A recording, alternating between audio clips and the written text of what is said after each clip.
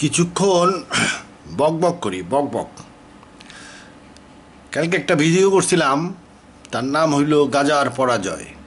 তা মানুষ খালি বিজয়ের সংবাদ শুনতে চায়, এই জন্য অনেকে অনেক কিছু লিখেছে। তা যারা একটু দু একটা কথা আছে যেগুলা ইম্পর্টেন্ট, আমি সেই মন্তব্যগুলা বা অবজারভেশনগুলার উত্তর দিব শেষে, ভিডিওর শেষে। ব্যাটারি থাকলে ওই যে গাজার পরাজয়ের উপরে যে ভিডিওটা করছি তার উপরে যে কমেন্ট আসছে দুই চারটার উত্তর দিব।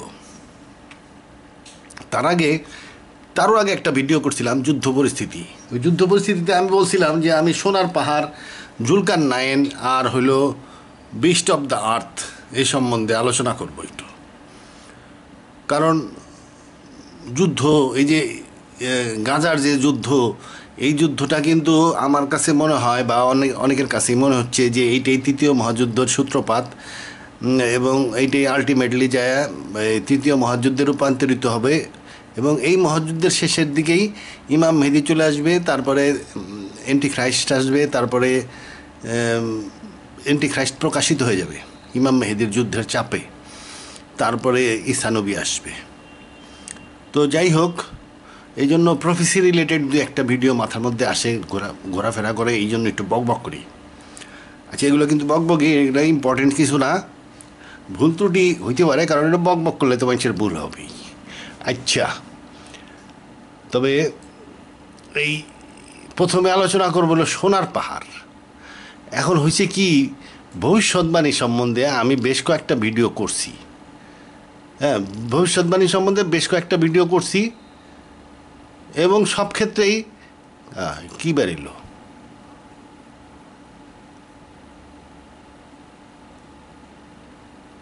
গুড, আবার ফের থেকে বাইর করি। ভবিষ্যৎবাণী সম্বন্ধে আমি কয়েকটা ভিডিও করছি, এবং সব ক্ষেত্রেই দেখা গেছে যে বিশেষ করে বাইবেলে যে ভবিষ্যৎবাণী এগুলো আছে সেগুলা রূপক দিয়ে লেখা, রূপক। আচ্ছা, ভবিষ্যৎবাণী স্পষ্টভাবে বলা হয় না, রূপকের মাধ্যমে বলা হয়, কারণ ভবিষ্যৎ তো ডাইরেক্ট আল্লাহ বলে না।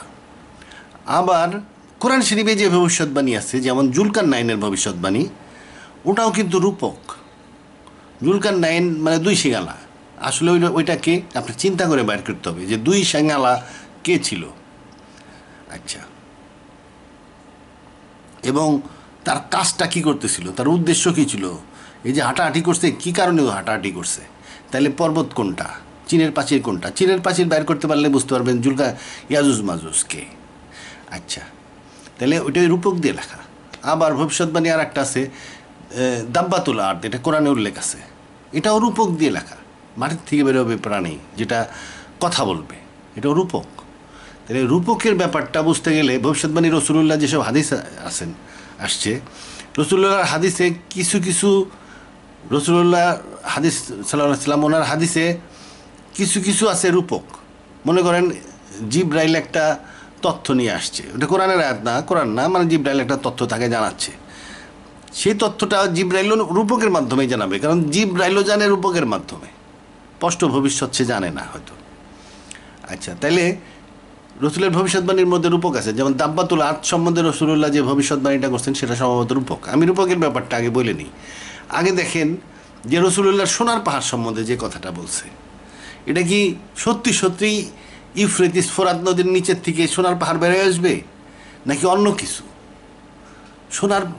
সোনার পাহাড়, রসুলুল্লাহ সাল্লাল্লাহু আলাইহি ওয়াসাল্লামের বিবিরা এক সময় ওনার উপরে খুব রাগ করছে, মানে টাকা পয়সার টানাটা নিয়ে এই জন্যই রাগ করছে।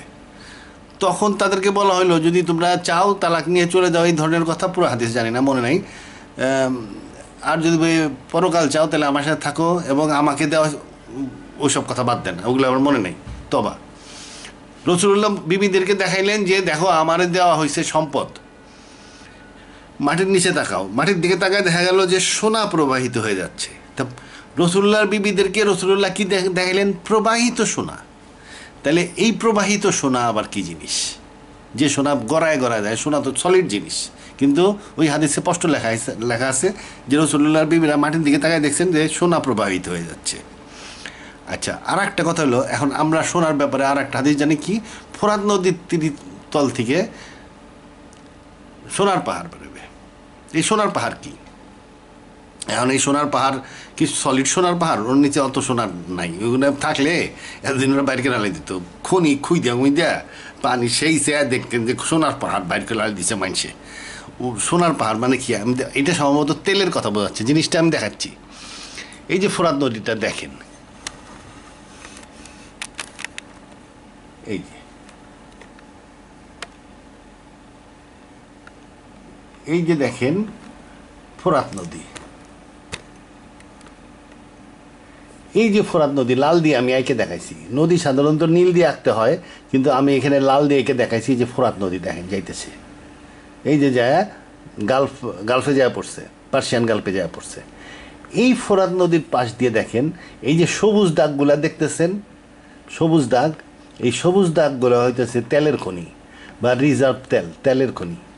এই যে ফোরাত নদীর এখানে দেখেন খালি তেলের খনি, এই যে তেলের খনি, এই যে ফোরাত নদীর পাশে দেখেন তেলের খনি, এই যে তেলের খনি, এই যে তেলের খনি, এই যে তেলের খনি।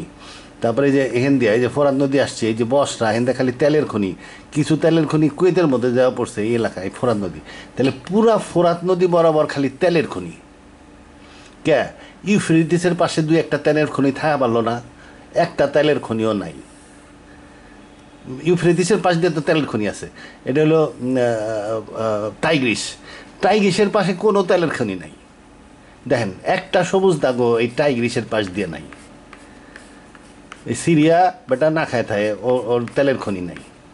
আর এই ধরেন ফোরাত নদীর পাশ দিয়ে খালি এই যে ভর্তি গিজি গিজি এই একটা এই যে গিজি তেলের খনি। মনে হয় যেন ফোরাত নদীটা তেলের উপর দিয়ে চলতেছে, তেলের খনি। এই যে দেখেন ফোরাত নদীর তেলের খনি। তাহলে এই ফোরাত নদীর সোনা মানে এই ফোরাত নদীর এই তেলের খনিগুলা, এটা তো বেরিয়ে গেছে, তেলের খনি বেরিয়ে গেছে। আচ্ছা, এখন এখানে কথা আছে। তাহলে ফোরাত নদীর তেল দেখলাম, ফোরাত নদী তো আর একটু আছে। ফোরাত নদীর এই যে শেষের দিকে সাতিল আরব, এখানে আবার ইরানও আছে। তাহলে ইরানের ম্যাপটা একটু দেখাই। এই যে ইরান, এই দেখেন ইরান এত বড় একটা দেশ, কোথাও তেলের খনি নাই, সব জায়গায় এই যে ফোরাত নদীর পাশে দিয়া তেলের খনি। এই যে নীল নীল দেখতেছেন ইরানের তেলের খনি সব এই যে গিচি সব এই ফোরাত নদীর এই পারে, ফোরাত নদীর পূর্ব পরে তেলের খনি এগুলো পড়ছে ইরানে। আর ফোরাত নদীর পশ্চিমে এবং উপরে যায় উভয় পাশে তেলের খনি পড়ছে ইরাকে। তাহলে এই ফোরাত নদীর তল দিয়ে খালি তেল আর তেল, এরকম একটা নদী থাকলে না হয়। আচ্ছা, তেল আর তেল, এবং এই তেল বাইয়া আমার সমুদ্রের মধ্যে যায়। এই যে তেলের খনি সমুদ্রের মধ্যেও আছে, হেন্দেও আছে, ফোরাত নদীর পানি তো হেন্দেও যায়। আচ্ছা, যাই হোক, তাইলে তেলের খনি, তাহলে আমরা দেখতেছি রসুল্লাহ বললেন যে ফোরাত নদীর তেলের খনি সোনা বেরোবে। এখন দেখতেছি ইয়া খালি তেলের খনি, এই যে ইরান, আর একটা হইলো কি এই যে ইরাকেরটা তো দেখালাম, ইরানেরও দেখালাম। ফোরাত নদীর মানে পুরা তেলের উপরে ভাসতেছে। তাইলে এই তেলের টেকা উঠাইছে। রসুল্লাহ বিবিদেরকেও দেখাইছেন যে প্রবাহিত সোনা, আর এখন দেখতেছি ফোরাত নদীর সোনা হইতেছে ওই তলে, মানে তেল। এই তেলের উঠানোর কারণে এরা বড়লোক হয়েছে। এটা হইল ফোরাত নদীর সোনার খনি। এখন এই ফোরাত নদীর তেল নিয়ে কারাকারি। রসুল্লাহ বলছেন যেই সবাই মনে করবে আমরা এই তেলের খনি পাবো, কিন্তু যেই এটা দখল করতে যাবে, তেল তো আর যে বালতি নিয়ে যে চুরি করে নিয়ে আসলাম তার সেরকম ব্যাপার না, মানে তেলের খনিটা দখল করে নেওয়া আর কি। যেই একটা দখল করতে যাবে সেই ধ্বংসপ্রাপ্ত হবে, মারা যাবে।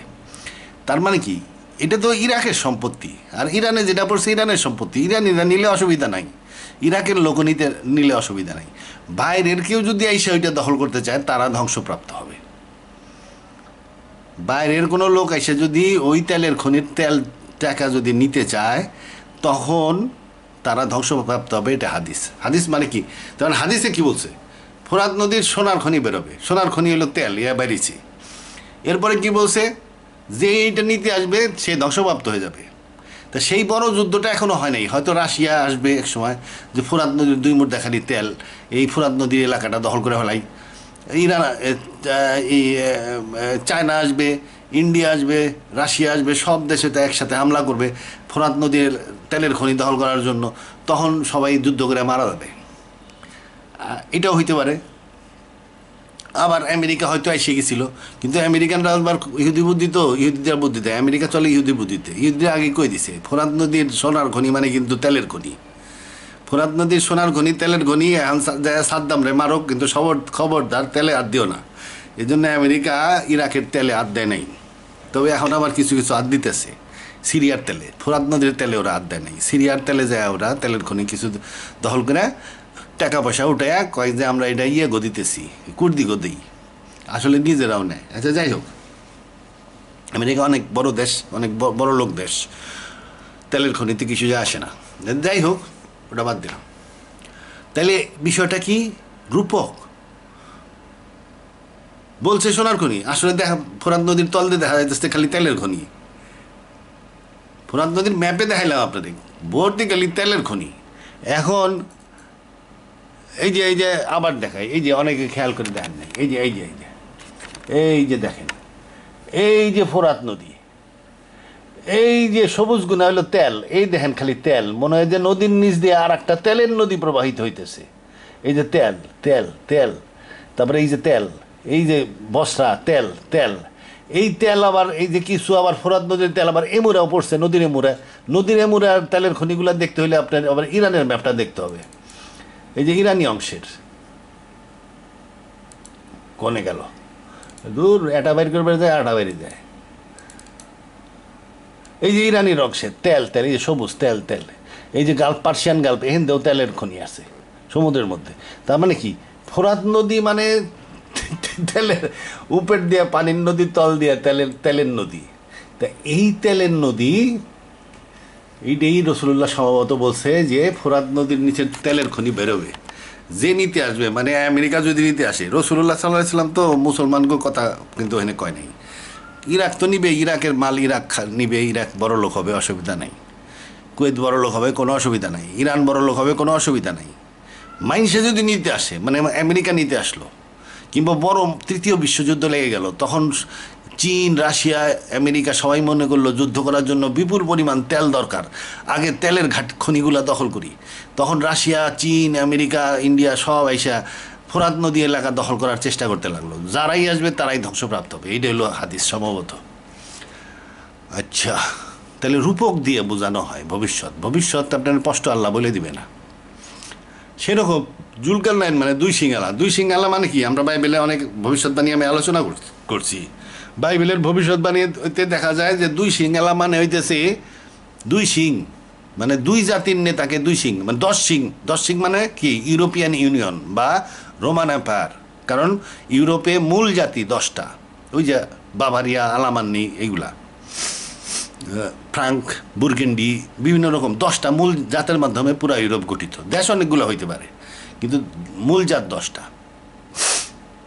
সেরকম জুলকারনাইনের দুই সিং, মানে তার আন্ডারে ছিল দুই জাত, কি? পারস্য জাত এবং আরব জাত। ওই সময় পারস্য আর আরবের মধ্যে ছিল ঐক্য, এবং তারা উভয় ছিল জুলকারনাইনের আন্ডারে, দুই সিংহালা। সে কি করছিল?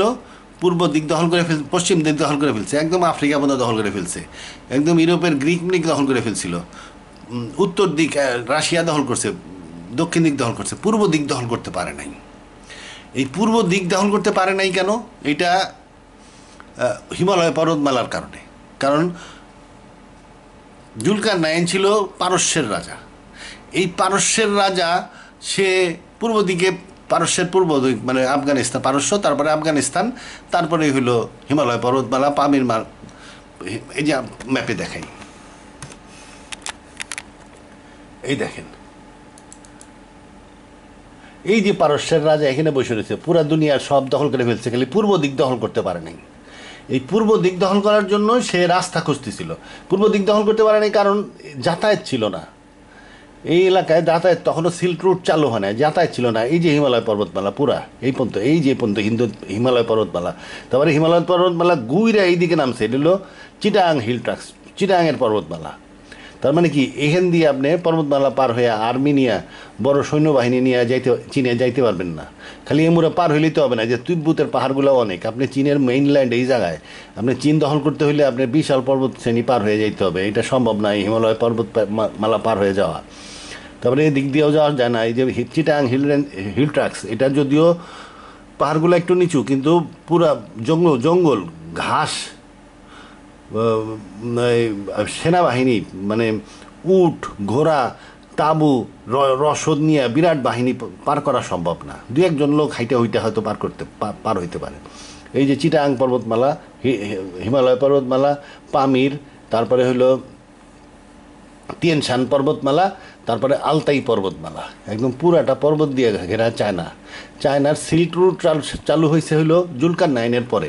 সিল্ক রুট দিয়ে কী করে, এখান দিয়ে আইসা, এই যে সিল্ক রুট, এখান দিয়ে আইসা এই পাহাড়টা পার করে হলো কুলিদিয়া পাহাড় পার করে এই ফারগানাতে এনে মাল নামায়। এই ফারগানার থেকে উটের ক্যারাভানায় করে বিভিন্ন জায়গায় মাল নিয়ে যাইতো আগেকার দিনে। ফারগানা ছিল ওদের ল্যান্ডিং পয়েন্ট। এই পাহাড় পর্বত শ্রেণী পার করতে হলো কুলি ছাড়া কোনো উপায় নাই। কোনো গাধা উট পার হইতে পারবে না, ঘোড়া পার হইতে পারবে না, উঁচু হচ্ছে পর্বতমালা, শুধু মানুষ পার হইতে পারে। মানুষের মতন ওই যে চাইনিজ কুলি, এরা ওইটা পার হয়ে আসতো, এই পর্বতমালা পার হয়ে সিল্ক রোডে এসে পড়তো, ফারগানায় পড়তো, ফারগানার থেকে সিল্ক রোডের মাধ্যমে বিভিন্ন জায়গায় যাইতো।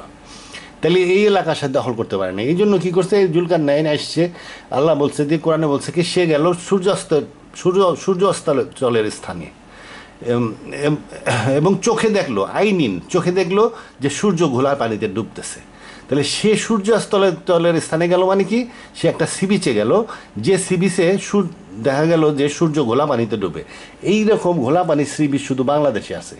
বাংলাদেশে কীভাবে আছে, পুরা যে গঙ্গা এবং পদ্মা, এর বিপুল পরিমাণ পলিমাটি আইসা, এই যে এইখান থেকে পলিমাটিগুলো আইসা হিমালয় পর্বতমালার থেকে পলিমাটি নাইমে আসে, এই বাংলাদেশের মধ্যে দিয়ে এসে বঙ্গোপসাগরে পড়ে। এই জন্য বঙ্গোপসাগরের পানি সবসময় ঘোলা থাকে। প্রায় 3000 বর্গমাইল এলাকা পর্যন্ত, 30,000 বর্গমাইল এলাকা পর্যন্ত পানি ঘোলা থাকে। শুধুমাত্র পৃথিবীর মধ্যে একটাই ঘোলা পানির সি বিচ আছে এই জায়গায়। তার মানে কি, জুলকারনাইন পারস্য থেকে বাংলাদেশে আসছিল কেন? রাস্তা খুঁজতে, যে তার আর্মি পূর্ব দিক দখল করবে। সে তো পুরা দুনিয়া দখল করে ফেলছে। ইউরোপ দখল করছে, আফ্রিকা দখল করছে, মিডল ইস্ট দখল করছে। এখন দখল করার দরকার হলো চীন। তাহলে রাস্তা বাইর করতে হবে আর্মির জন্য। এই আর্মির জন্য রাস্তা বাইর করার জন্য সে কিছু সেনাবাহিনী নিয়ে বাংলাদেশে আসছে। তো এখান দিয়ে রাস্তা পায় না, শেষে বাংলাদেশ থেকে কুলি ভাড়া করছে। তাকে কইছে যে ভালো কাজ করলে ভালো ফল, খারাপ কাজ করলে খারাপ ফল, এই কোরআনে দেখে নিয়েন। তারপরে এই পাশ দিয়ে যেতে কোথাও রাস্তা পায় না, এই করতে করতে একদম উত্তর মেরুতে চলে আসছে। উত্তর মেরুতে কী হলো, ওখানে যে উত্তর মেরুতে যায় দেখলো যে সে এমন জায়গায় পৌঁছাইলো যেখানে রাইজিং সান, সূর্য উঠে আছে, সূর্য উদয়ের স্থানে না, কিন্তু যে সে এমন জায়গায়, কোরআনে আয়াতে যেটা বলা হয়েছে, সে সূর্য উদিত স্থানে পৌঁছাইলো, শুধু সূর্য উদয়ের স্থানে না। সে পৌঁছাইলো কোথায়, সূর্য উদিত স্থানে, যেখানে সূর্য উঠে রয়েছে। এই সাইবেরিয়া এবং নর্থ পোলে এমন জায়গা আছে যেখানে 6 মাস রাত 6 মাস দিন, একদম পোলে 6 মাস রাত 6 মাস দিন। পোলে তো সে যাইতে পারে না, পোলের কাছাকাছি গেছে। তা পোলের কাছাকাছি এলাকায় এমন এলাকা আছে যেখানে 1.5 মাস দিন থাকে। তো ওই রকম একটা দিনের এলাকার সময় এসে পৌঁছাইছে, যেখানে মনে করেন দেড় মাস ধরে দিন, 1 মাস 1.5 মাস দিন। সে তাহলে কোথায় পৌঁছালো, সূর্য উদয় স্থলে। এবং সেখানের আর একটা কী চিহ্ন, সেখানের আর একটা চিহ্ন হইল, ওখানের জন্য আল্লাহ কোনো আসমানে কোনো ছাদ প্রস্তুত করেন নাই। এই যে আসমানের যে ছাদ আল্লাহ বানাইছে, এই যে আল্লাহ কিন্তু আসমানের ছাদ বানাইছে। এই যে দেখেন, এই যে সূর্যর থেকে যে আসে সোলার উইন্ড আইসা, এই যে পৃথিবীর চুম্বক ক্ষেত্রের কারণে পৃথিবীতে ঢুকতে পারে না, এনে চলে যায়। সোলার উইন্ড পৃথিবীতে ঢুকলে গাছপালা মরে যেত। কিন্তু কিছু সোলার উইন্ড, এইখান দিয়ে একটা ফাঁক আছে, চুম্বক ক্ষেত্রের ডিজাইনের কারণে এখান দিয়ে একটা ফাঁক আছে। এই চুম্বক ক্ষেত্রে, এই যে নর্থ পোল সাউথ পোল থাকে, তো এই দুই পোলের মধ্যে এখানে এরকম একটা ফাঁক তৈরি হয়েছে। এই ফাঁক দিয়ে কিছু সোলার উইন্ড নর্থ পোলে এবং সাউথ পোলে ঢুকে যায়। তাহলে নর্থ পোলে তাহলে কি নাই, আসমানের ছাদ নাই, সূর্যের বিরুদ্ধে কোনো ছাদ নাই, যার ফলে এখানে কি হয়, অরোরা বোরিয়ালিস দেখা যায়। তাহলে এমন লোকের মধ্যে পৌঁছাইলো যেখানে আল্লাহ তাদের উপরে আসমানে কোনো ছাদ করেন নাই। তার মানে কি, সে নর্থ পোলে পৌঁছাইছে। তাহলে এই লোকটা এখান থেকে যায় হাঁটতে হাঁটতে নর্থ পোলে গেল। কেন গেল? তার মানে কি, সে একজন ছিল রাজা, বাদশাহ অযথা হাঁটে নাই, সে বিশাল সেনাবাহিনী নিয়েই চলাফেরা করছে। তার মানে সে এই চীন আক্রমণের রাস্তা খুঁজতেছিল, এবং সে রাস্তা পায় নাই। খুঁজতে খুঁজতে নর্থ পোলে যায়ও দেখছে কোনো রাস্তা নাই। সে অল্প কিছু লোক নিয়ে, সে শুনছে যে পাহাড় পার হয়ে অল্প লোক নিয়ে যাওয়া যাবে, সেনাবাহিনী পার করতে না পারলেও অল্প লোক নিয়ে পার হওয়া যাবে। সে অল্প লোক নিয়ে পার হইলো, যেখানে সে এমন লোকের কাছে পৌঁছাইলো যারা কোনো ভাষা বুঝতো না। কোনো ওয়ার্ড বুঝে না। তাহলে পার্সি শব্দ কিন্তু সব দেশে আছে, ইউরোপে আছে, আফ্রিকা আছে, বা ভারতে আছে। আমরা অনেক পার্সি ওয়ার্ড ব্যবহার করি, আরবে প্রচুর আছে, আরবিতে। তাইলে পার্সি ওয়ার্ড সব জায়গায় আছে, কিন্তু চীন ভাষায় পার্সি ওয়ার্ড নাই।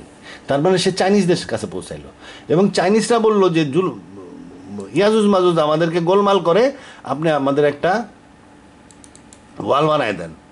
এই ওয়াল, এটা হলো গ্রেট চায়না ওয়াল। এই গ্রেট চায়না, এই যে ইয়াজুজ মাজুজ হলো মঙ্গোলিয়া, মানসুরিয়া, এই লোকগুলা আক্রমণ করতো এই চীনের সমভূমিতে। এরা ছিল কৃষি কাজ করতো, আর এরা ছিল বেদুইন টাইপ, পশুপালন।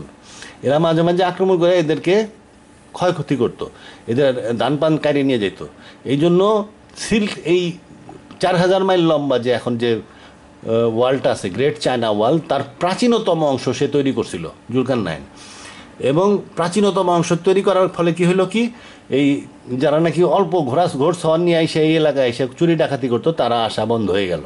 যার ফলে চীনের পরবর্তী বাচ্চারা দেখছে এই ওয়ালটা স্থানীয় লোকদের সাহায্যের জন্য উপকারী। এই জন্য আস্তে আস্তে ওয়ালটার বাড়াইতে বাড়াইতে একদম 4000 মাইল লম্বা হয়েছে।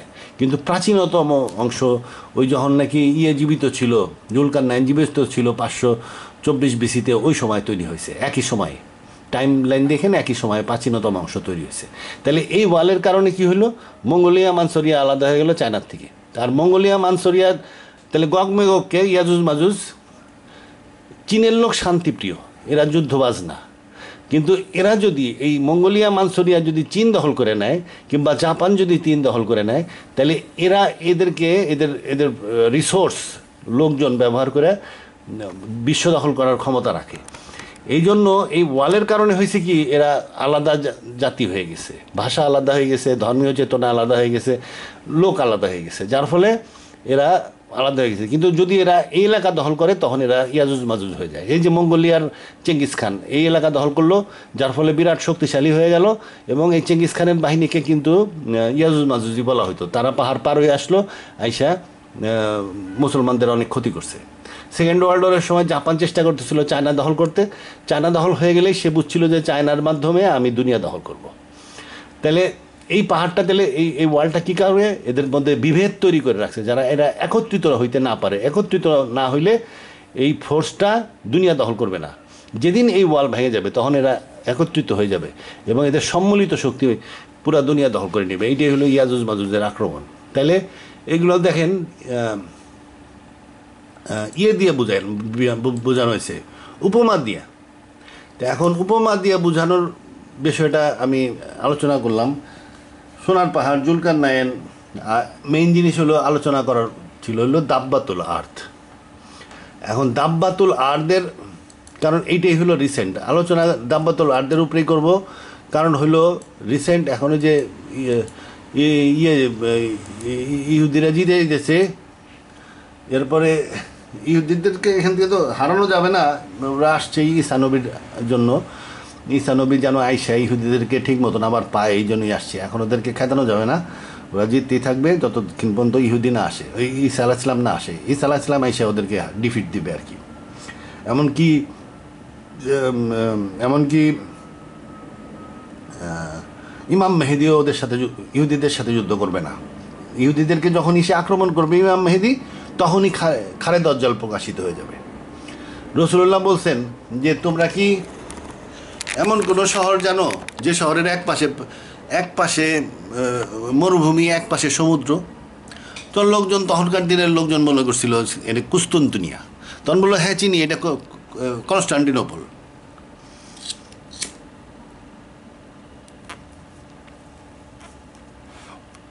আমার বাইরে ছিল, চুরুট দিছে, চুরুট খাই। ধূমপান স্বাস্থ্যের জন্য ক্ষতিকর। 20টা চুরুট কিনছে সে 10,000 টাকা দিয়া। এই 20টার মধ্যে একটা আমার জন্য নিয়ে আইছি উপহার স্বরূপ। তাহলে একটার দাম 500 টাকা। একটানে আমার খরচ পড়তেছে এখন 20-30 টাকা তো হবেই। আচ্ছা, তা যাই হোক, তা এখন দাব্বাতুল আর্ট নিয়ে এই জন্য আলোচনাটা বিশেষভাবে দরকার। এখন আমি যদি অথরিটি দেখায় দেখায় আলোচনা করতে যাই তো রসুল্লাহ বললেন যে এমন শহরের নাম জানো যে শহরের এক পাশে সমুদ্র, এক পাশে মরুভূমি। লোকজন তখনকার দিনের সাহাবারা মনে করছিল এটা কনস্টান্টিনোপল, কুস্তুনতুনিয়া, কিন্তু কুস্তুনতুনিয়ার কিন্তু এক পাশে মরুভূমি নাই, এক পাশে সমুদ্র আছে। এক পাশে কি, ওর দুই পাশে সমুদ্র, কিন্তু আর এক পাশে মরুভূমি নাই। তখনকার দিনে ওই তারা মনে করছিল তাই। কিন্তু এখন আমরা জানি যে ওই শহর কোনটা। ওই শহর হইল তেল আবিব। তেল আবিবের এক পাশে সমুদ্র, এক পাশে মরুভূমি। এখন অবশ্য ওরা মরুভূমির মধ্যে পানি টানি দিয়ে গাছপালা জন্মায় ফেলাইছে। পুরা ইসরায়েলে এমনভাবে পানি, ইসরায়েলের পাহাড় থেকে যে পানিটা নামে এক ফোঁটাও সমুদ্র যাবে যায় না, দেশের মধ্যে ওই পানি ঘুরাইতে থাকে, যার ফলে পুরা ইসরায়েল এখন শস্য শ্যামলা হয়ে গেছে। কিন্তু অরিজিনালি যখন তেল আবিব তৈরি হয়েছিল, পুরানো তেল আবিবের ছবি দেখেন, ওর মধ্যে দেখবেন যে ওরা সমুদ্রের পাড়ে মরুভূমির মধ্যে ওই শহরটা তৈরি করছিল। তাহলে ওই তেল আবিবের এক পাশে সমুদ্র, এক পাশে মরুভূমি, এবং এই শহরটা যখন আক্রমণ করবে তখন ইমাম মেহেদির সৈনিকরা আল্লাহু আকবার না কি বইলে চিল্লানি দিলেই, বা লা ইলাহা ইল্লাল্লাহ আল্লাহু আকবার এই ধরনের একটা চিল্লানি দিলেই শহর পতন হয়ে যাবে, বা এক মুরা পতন হয়ে যাবে। তারপরে আল্লাহু আকবার বললে আর এক মুরা পতন হয়ে যাবে। এটা কি কারণ? ওই সময় মোজেজা প্রকাশ হয়ে যাবে। কারণ খালেদ দজ্জাল আসা মানে একটা পরীক্ষা, বড় পরীক্ষা শুরু হয়ে গেল। এই জন্য ওই সময় মোজেজাও প্রকাশিত হয়ে যাবে। ওই সময় আস্তে আস্তে ঈসা নবীও আসতেছে একটু 3.5 বছর পরে। অতএব মোজেজা প্রকাশিত হয়ে যাবে। মোজেজা প্রকাশিত হয়ে যাওয়ার মানে কি, ওই সময় কিন্তু সবের মাত্রা কমে যাবে। দেখা বিশ্বাস করা আর মোজেজা দেখে বিশ্বাস করার মধ্যে, না দেখে বিশ্বাস করা আর মোজেজা দেখে বিশ্বাস করার মধ্যে ফারাক আছে। সেই রকম এই জন্য ওইটি একটা পিকুলিয়ার জিনিস যে আল্লাহু আকবার বললে শহরের পতন হবে কেন। তার মানে কি, তখন ইমাম মেহেদি বুঝবে যে নিশ্চয়ই খালেদ দজ্জাল প্রকাশিত হয়ে গেছে, তার এই জন্যই তাদের মুসলমানদের মধ্যে মোজেজা প্রকাশিত হয়ে গেছে ব্যালেন্স করার জন্য। তখন খালেদ দজ্জাল ইমাম মেহেদি ঘোড়সওয়ার পাঠাবে। ঘোড়সওয়ার পাঠাবে, ঘোড়সওয়াররা খবর আনবে যে হ্যাঁ সত্যি প্রকাশিত হয়েছে। তাহলে ঘোড়সওয়ার কনস্টান্টিনোপল থেকে আমরা একদম বাইবেল থেকে স্পষ্ট জানি যে খালেদ দজ্জাল প্রকাশিত হবে জেরুজালেমে। সে জেরুজালেমে নামবে, নাইমে সে বলবে যে আমি ঈসা নবী। জেরুজালেমে নামবে। এখন সেই কনস্টান্টিনোপল থেকে কিন্তু ঘোড়াই করে ওইভাবে আসা সম্ভব না। কনস্টান্টিনোপল যদি ওই শহরটা হইতো, তাহলে ইমাম মেহেদি খুব বুদ্ধিমান লোক, উনি ওই ঘোড়সওয়ার পাঠাইতেন না, উনি অন্য কিছু পাঠাইতেন। ঘোড়সওয়ার পাঠাবেন তার মানে হইতেছে কি, কাছের কোনো জায়গায় পাঠাচ্ছেন। তাহলে তেল আবিব থেকে জেরুজালেম বেশি দূরে না, এই জন্য উনি ঘোড়সওয়ার পাঠাবেন যে রাস্তা টাস্তা হয়তো ধ্বংস হয়ে যাবে অতিরিক্ত বোমা বর্ষণের কারণে। ঘোড়সওয়াররা খবর আনবে যে হ্যাঁ খালেদ দজ্জাল প্রকাশিত হয়ে গেছে। তখন উনি জর্ডানের ওইদিকে বা সিরিয়ার ওইদিকে যায় এক জায়গায় লুকায় থাকবেন এবং ঈসা নবীর অপেক্ষা করতে থাকবেন। কারণ খালেদ দজ্জালরে উনি ধ্বংস করবেন না, ঈসা নবী ধ্বংস করবে। এবং এই খালেদ দজ্জালের সাথে সংযুক্ত হইতেছে বিস্ট অফ দ্য আর্থ, দাব্বাতুল আর্থ খালেদ দজ্জালের সাথে সংযুক্ত। খালেদ দজ্জাল হইল ঈসা নবীর ভূমিকা অভিনয় করবে, এই জন্য তার ধার্মিক সেজে থাকতে হবে। এই ধার্মিক সেজে থাকার জন্য সে কী করবে, জেরুজালেমে থাকবে একজন পাদ্রি টাইপ, মানে বা ওই যে ওই রাবাই টাইপ পোশাক টোশাক পইরা একেবারে টুপি টাপাই মাথায় দিয়ে একদম পুরা একদম ধার্মিক লোকের মতন একটা থাকবে আর কি। কেন কি, সে ঈসা নবীর ভূমিকা অভিনয় করবে, এই জন্য ধর্মীয় ফ্লেভার থাকবে তার মধ্যে। তাইলে সে রাজত্ব চালাবে না। কারণ আমাদের ইসলাম ধর্মে আমাদের কনসেপ্টে খলিফারা রাজত্ব চালাইছে, কিন্তু খ্রিস্টানরা কিন্তু এটা জানে না। পোপ কোনো দিন রাজত্ব চালায় নাই, পোপ রাজা নিয়োগ করছেন। কিংবা ইহুদিদের মধ্যেও তো সরকার গঠন করাই নিষেধ। এই জন্য ওদের ধর্মগুরুরা কখনো রাজত্ব চালায় না। এই জন্য কী কর নাম, খালেদ দজ্জালও নিজে রাজত্ব চালাবে না। সে জেরুজালেমে বসবে, এটা কম্পিউটার দিয়ে সে একটা দাব্বাতুল আর্ট বানাইয়া ওকে বসাই দিবে হলো ইউরোপের একটা সেন্টার মতন জায়গায়, সম্ভবত ভ্যাটিকানে। এবং এই ইউরোপের তখন 10 জন নেতা থাকবে। এই 10 জন নেতার ফিজিক্যালি কাজ করবে। আর ওই দাব্বাতুল আর্দের মাধ্যমে ওই খালেদ-উজ-জাল জেরুজালেমে বসে ইউরোপকে কন্ট্রোল করবে ওই বিস্ট অফ দ্য আর্থ বা দাব্বাতুল আর্দের মাধ্যমে। এটা আমি বাইবেল এবং কোরআনের আলোকে বললাম। এখন অথরিটি দেখাই।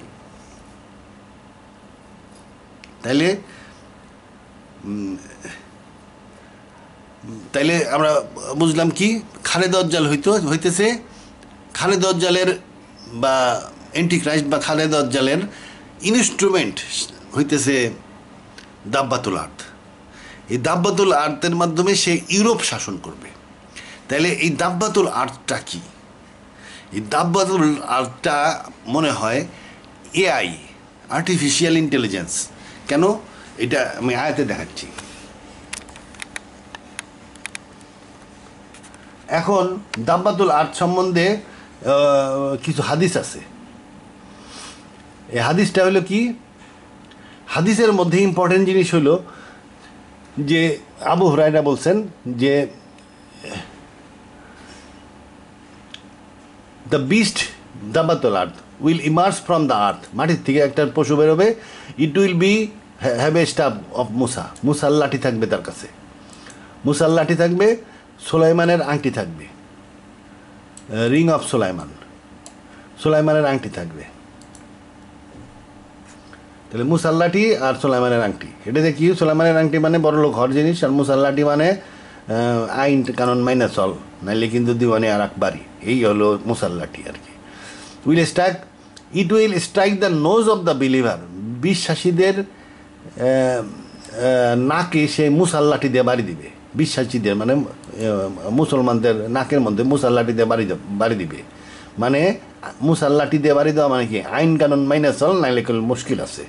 মুসার কাছে আল্লাহ পাঠাইছে আইন, আর মুসা আসছিল রাগী নবী, এই জন্য মুসার কাছে পাঠাইছে এই দাব্বাতুল আর্থ করবে কি, এই যে ডিসবিলিভার না অবিশ্বাসীদেরকে। এটা দুই রকম হাদিস আছে। এক হাদিসে লেখা আছে, এই যে এখানে দেখেন, it will strike nose of the disbelievers with the ring, মানে সোলেমানের রিং দিয়ে অবিশ্বাসীদের। এইটাই ভালো হাদিস, এটা দেখি দুই রকম লেখা। And will strike face of the believer bright with the staff, এই লাঠি দিয়া বিলিভারদেরকে বাড়ি দিবে, বিশ্বাসীদেরকে, লাঠিদেরকে বিশ্বাসী। এই হাদিসটা এটা হলো ইবনে মাজার থেকে শোনা হাদিস, ওটা আবু হুরায়রার হাদিসে মনে হয় আবু হুরায়রা উল্টাপাল্টা করে ফেলছে। তাহলে মুসার লাঠি দিয়ে বিশ্বাসী মুমিনদেরকে নাকে বাড়ি দিবে, মানে মুমিনদেরকে সে বলবে ওই সিধা হয়ে চল, নালে গেলে খবর আছে, মানে আইন কানুন মাইলে চল। আর কি করবে, সুলাইমানের আংটি দিয়া সে অবিশ্বাসীদেরকে মার্কিং করবে। পিপল গ্যাদার আর disbeliever, nose of the disbeliever with the ring. এই দেখেন, nose of the disbeliever with the ring. তাহলে রিং মানে সুলাইমানের আংটি দিয়ে অবিশ্বাসীদেরকে সে মার্কিং করে দিবে। মানে সুলাইমানের আংটি মানে কি, পয়সা করি, সম্পদ, মানে অবিশ্বাসীদেরকে সে সম্পদশালী করে দিবে। এটা আমি বলতেছি যদি এটা হয়, এই হাদিসটা ঠিক আছে। এই এই এই যে আবু হুরায়রার এই আবু দাউদের হাদিস, এটা মনে হয় একটু গোলমাল, এটা উল্টা লেখছে যে মুসার লাঠি দিয়ে অবিশ্বাসীদেরকে বাড়ি দিবে, মুসা এসে ওরা দিবে না পেদানি, বাট আমার লাঠি দিয়ে অবিশ্বাসীদেরকে মারছাস, আমার লাঠি অবিশ্বাসীদেরকে সোয়াই চাস, অবিশ্বাসীদেরকে সোয়াই বেড়ে গেলে ওই লাঠি সাপ হইয়া অবিশ্বাসীরা ছপ করে ক্যামরাই দিব। এটা হাদিসে গোলমাল, এইটা ঠিক আছে। নোজ অফ দ্য ডিসবিলিভার, অবিশ্বাসীদের নাক কি করবে, ওই সুলাইমানের আংটি রিং দিয়া সোয়াই দিবে। তাহলে অবিশ্বাসীরা কি হবে, সুলাইমানের আংটির সোয়া পাইয়া বিরাট বড় লোক হয়ে যাবে। আর বিশ্বাসীদের কি করবে, মুসার লাঠি দিয়ে দিবে বাড়ি, যে তুই আইন কানুন মাইনে চল, নাইলে কিন্তু তোর খবর আছে। যাই হোক, এখন আর একটা হাদিস আছে, এইগুলো তো মরুভূমি থেকে কালেক্ট করা হাদিস, এটা একদম হুবহু ধরেন না, কারণ এই হাদিসের মধ্যে অনেক বিকৃত হইতে পারে। আর এই গপ্প টাইপের হাদিস তো, এটা আবার ফুলাই ফাঁপাই বলতে পারে। তাহলে এই যে দাব্বাতুল আর্থ কেমন হবে, হেড অফ এ বুল, মানে গরুর মাথা, আইজ অফ এ পিক, গরুর মাথার মধ্যে আবার শুয়ারের চোখ, তারপরে গরুর মাথা, ইয়ার্স অফ এলিফ্যান্ট মানে কান রইল হাতির কানের মতন কান, গরুর মাথা, শুয়ারের চোখ, হাতির কান। আচ্ছা, তাহলে হর্ন অফ এ স্ট্যাগ, হরিণের শিং, গরুর মাথায় হরিণের শিং। নেক অফ এ অস্টিস মানে লম্বা, অস্টিস, অস্টিস মানে হলো উট পাখির গলা। তারপরে বাঘের রং, হঞ্চ অফ এ ক্যাট, বিড়ালের মতন থাবা। টেইলর ছাগলের ল্যাজ, উটের পাও। আচ্ছা, এটাও কিন্তু রূপক হইতে পারে। হেড অফ এ বুল, বুল মানে হেড অফ এ বুল মানে কি খুব খাটুইয়া, গরু খুব খাটুইয়া প্রাণী, দেখেন না যখন চাষ করে খালি খাটতেই থাকে। ইয়ে আইজ অফ এ পিক মানে সে সব খুঁটিনাটি সব দেখে। শুয়ার দেখবেন যে নিচের দিকে তাকায় সব খুঁটি খুঁটি ছোটো ছোটো জিনিস, এই কচু, মানকচু, কেদার নিচে কী আছে খুঁচায় খুঁচায় বাইর করে খায়, তার মানে eyes of a pig. Ear of a elephant, elephant হাতির কান মানে সে অনেক দূর, হাতি কিন্তু 20 মাইল দূরের ডাকও শুনে, তার মানে অনেক দূর শুনবে, মানে ওয়্যারলেস টয়লেস থাকবে। হরিণের শিং, হরিণের শিংয়ের কী অর্থ? হরিণের শিং মানে কিছু একটা হবে। নেক অফ এ অস্টিস মানে অস্টিস মানে রাডার টাডার থাকবে, অনেক দূরে দেখে। কালার অফ এ টাইগার মানে খুব শক্তিশালী। থাবা, বিড়ালের থাবা মানে শক্তিশালী। ছাগলের ল্যাজ, ছাগলের ল্যাজে কী অর্থ? ছাগলের ল্যাজ সব খেলে নাড়াইতে থাকে আর কি। আচ্ছা, মানে অ্যাক্টিভিটির মধ্যে থাকবে। আর লেগ অফ এ ক্যামেল, ক্যামেলের পাও মানে অনেক দূর যাইতে পারবে, বিরাট বিরাট এলাকায় তার দৌরাত্ম হবে। এটা রূপক হিসাবে দেওয়া হয়েছে, এটাতে রূপক স্পষ্টই বোঝা যাইতেছে যে গরুর মাথা, শুয়ারের চোখ, হাতির কান, এটা তো রূপকই। এই রূপকের মাধ্যমে আমাদের বুঝতে হবে যে আসলে জিনিসটা কি। আসলে হলো এটা কি একটা জিনিস, খুব শক্তিশালী একটা রাজত্ব, এটা পশু, খুব শক্তিশালী পশু। যে পশু অনেক দূর থেকে শোনে, মানে রাডার আছে, ওয়্যারলেস আছে, ইন্টারনেট আছে। যে পশু সূক্ষ্ম সূক্ষ্ম জিনিস দেখে, শুয়ারের চোখ, তার অনেক লম্বা গলা, উট পাখির গলা, তার মানে সে অনেক দূর পর্যন্ত দেখে, রাডার মাডার খুব শক্তিশালী রাডার। বাঘের মতন রং, বিড়ালের মতন থাবা মানে খুব স্মার্ট থাবা, মানে যারে হামলা করবে তার কাম সারা। বাঘের মতন রং মানে বাঘের মতন শক্তি, মানে এটা একটা শক্তিশালী বিস্ট, শক্তিশালী বিস্ট। এই শক্তিশালী বিস্ট হলো কি, এইটারই আর একটা রূপ দিছে হলো কি বাইবেলে।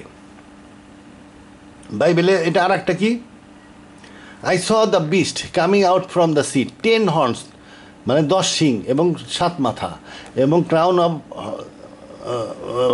মানে প্রত্যেক মাথায় একটা করে আছে, ক্রাউন আছে, মানে এই বীজটাকেই একই বীজ, এটার অর্থ শক্তিশালী সাম্রাজ্য, আর এই হাদিসের অর্থ শক্তিশালী সাম্রাজ্য। তাহলে এই দুইটা জিনিস দিয়েই শক্তিশালী সাম্রাজ্য বুঝাইছে।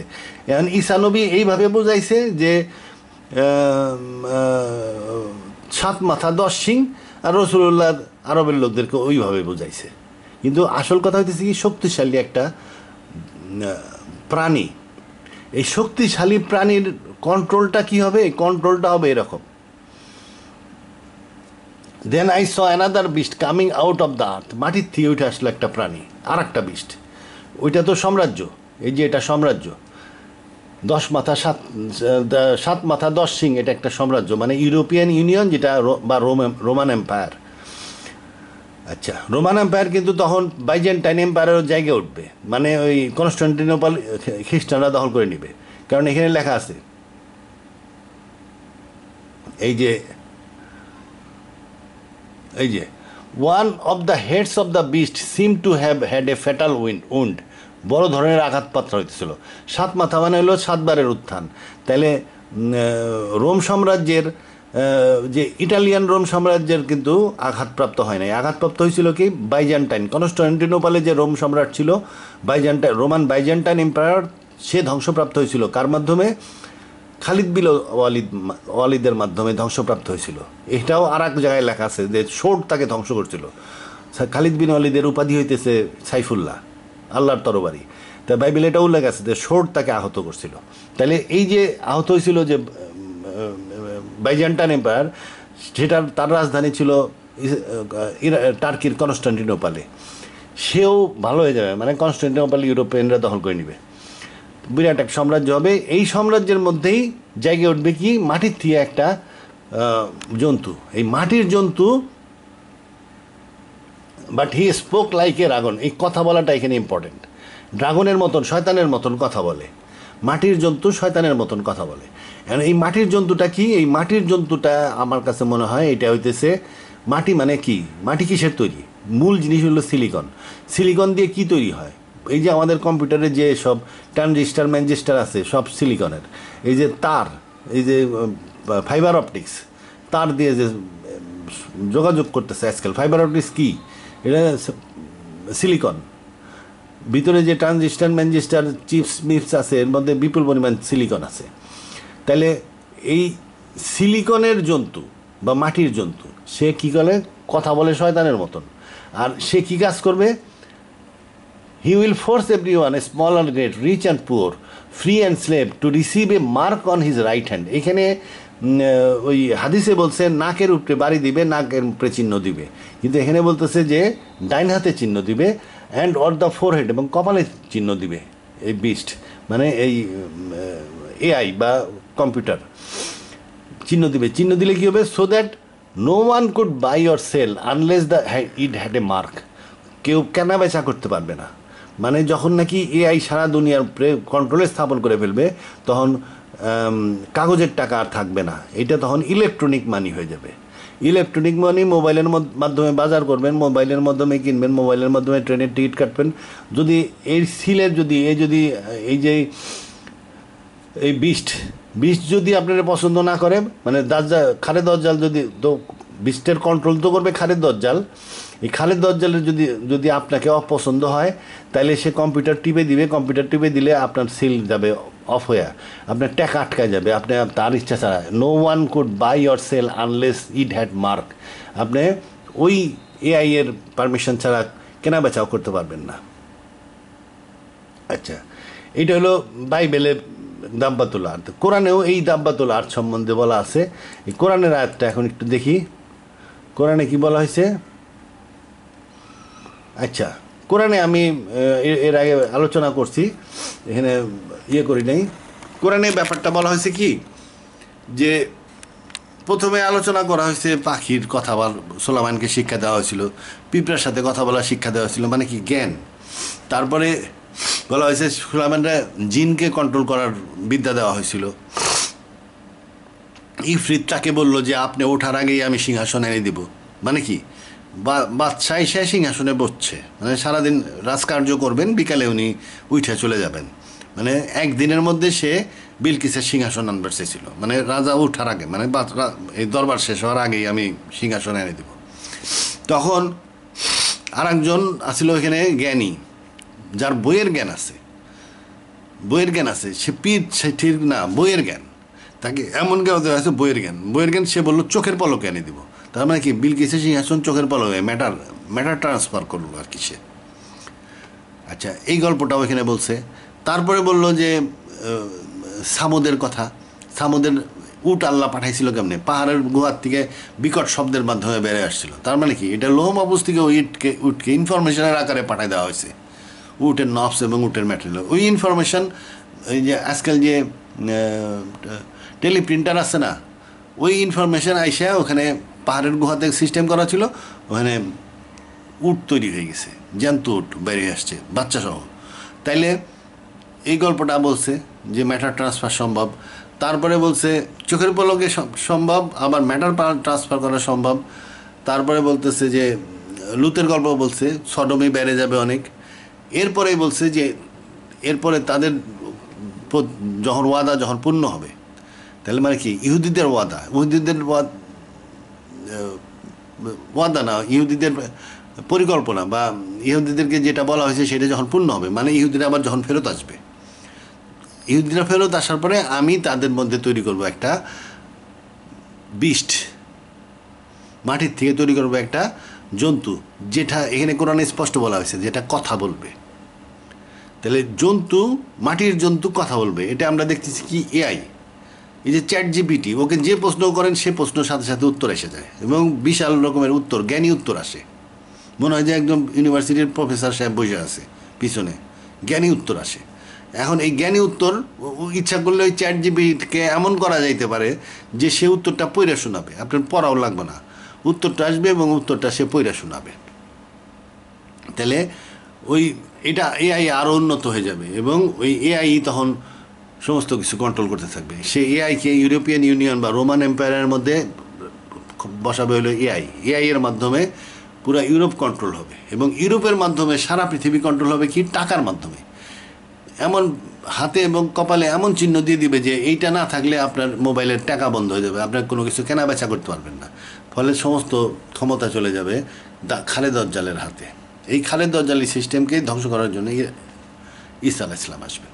আচ্ছা, যাই হোক, হয়ে গেল।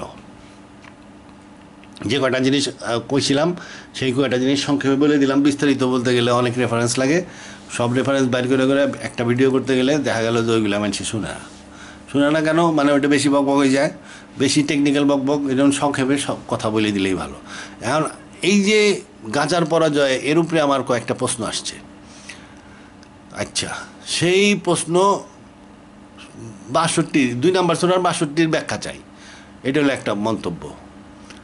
তা ৬২ নম্বর সূরা সম্ভবত ওই যে ইহুদি খ্রিস্টান মুসলমান যে এক আল্লাহরে বিশ্বাস করবে, পরকালে বিশ্বাস করবে, সে বেঁচতে যাবে, এই কথা আছে।